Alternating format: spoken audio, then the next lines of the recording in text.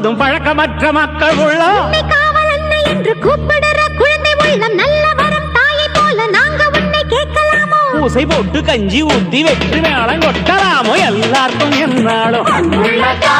திரிசூலம் கையெந்தும் புவியாளும் மாத்தாவோ முக்கண்ணன் மனையாளோ எழகிட்ட மென்மேலும்